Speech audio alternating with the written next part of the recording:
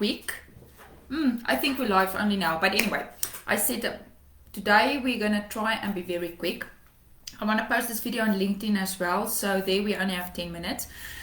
But have you ever watched a movie or rather ever read a story where it almost felt like when they speak about food, you can taste the food? Or when they speak about an instance or an experience that it's like almost you almost have shivers going down your spine just reading the passage, right? So I signed up for Stephen Kotler's newsletters. Probably the first ever newsletter that I've signed up for, that I'm actually reading, that comes through in my email. And I read something yesterday, which is, I didn't know this. I guess when you think back to it, we've all done it at some point in time, but putting I almost want to say the method to the madness makes it just so much easier to understand things. So he speaks about hacking your reading, basically how to read faster, and then also how to recall information and how to remember it better. Now, there's two reasons why people read slowly. They go back the whole time. One of the reasons is because they go back the whole time to read the passage again, or they read the sentence again, or even the word sometimes they will read again. We talk about that as back skipping. They go back the whole time. So obviously that will slow down your reading. And the other one is focus. These are one of the two biggest reasons why people read slowly. The second one is focus. Now, the easiest way to, and I didn't know this, the easiest way to solve this is to actually use what we call a visual pacer. So you can use a pen or your finger. Kids do this all the time. Your finger or whatever, and you pace your reading as you read the passage. Like there was a clear distinction. And you can take a pen as well. You can even do it on your computer screen with your mouse. You can do it as well. And the reason why it works so well is because our eyes are attracted to motion. So you would have noticed this if you remember you sat whenever you've sat in an audience or in a place and people in front of you move, or there are things that move, it catches your attention.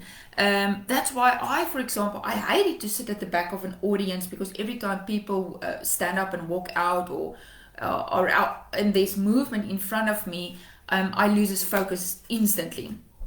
And then people come with all sorts of, I'm attention deficit. No, not necessarily. It's just we were made to be attracted by movement. When our grandparents, forefathers rather, probably not grandparents, but our forefathers, when you were in a place and they heard or saw movement, they had to pay attention. We were made to pay attention to movement through our visual cue, which is our eyes. I don't know if you knew this, and this is the work of Dr. Andrew Huberman, a neuroscientist who does a lot of work in terms of our senses and how we neurologically perceive our world. Your eyes is nothing other than just an extension of your brain. If you look at all of the neural pathways at the back of your eyes, now your eyes are connected to your brain, and how whatever you take in through your eyes are being processed by your brain.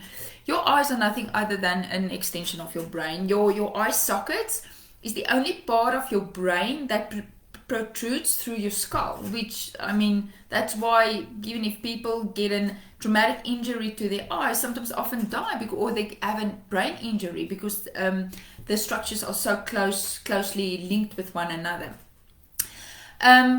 So now, to make it even better, what you can do, so first of all, if your child is doing this, don't tell them to stop. We shouldn't stop our kids doing this. I think all of us have done this at some point in time. I remember, even if I would even take sometimes a ruler not now, so when I was still studying, I would take a ruler and put it underneath the line because I wanted to focus my attention, and now it makes sense because we are attracted to that movement. Our eyes are attracted to movement. Make it even better. We know that the left side of my body, your left, is coordinated and managed mostly by the right hand side of your brain. Your right hand side of your brain is your creative part of your brain. So if you want to sort of double down on this, you can take your left hand and put the pen in your left hand, and then do a visual pacing with your pen with your left hand or your left finger, because what happens now is you kickstart the imaginative side of the brain, and that engine of the brain. And if you start that imaginative engine of the brain, it kickstarts your, I almost want to call it your memory engine, and help you to remember things much more clearly. Not just remember things, remember it much more clearly, and you will be able to retain it better and recall it. I also did a video, I'll put that link in as well in the comments, I think towards the end of last year, for students as to how they can use their senses to learn quicker and recall information. And it also dives into this whole aspect of using your imagination while you are busy with whatever passage it is. Imagine, it's like reading your Bible, the Old Testament, right?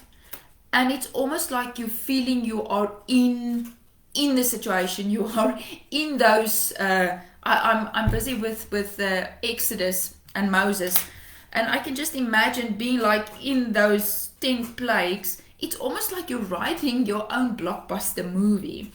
And because you are the author of the blockbuster movie, you remember it the best, and you can recall it the best, probably line by line. Something, not exactly, but it is close to that. So go and try it out and go and test it out. Let us know in the comments. I'm certainly going to make more use of that to keep myself focused.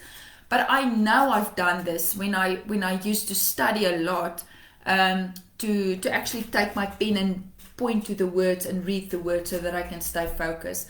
And if your children are doing it, leave them, but just teach them to do it with their left hand as opposed to their right hand, so that you can trigger those imaginative juices in their brain, and all of the neurochemicals that goes along with that. So yeah, I didn't know that. It's great information. I cannot wait to dive into more stuff, and I'll certainly let you know what else I find, because it's definitely going to be useful for anybody in this time of year that we are in. You guys should have a great day, and I'll speak to you guys later. Bye.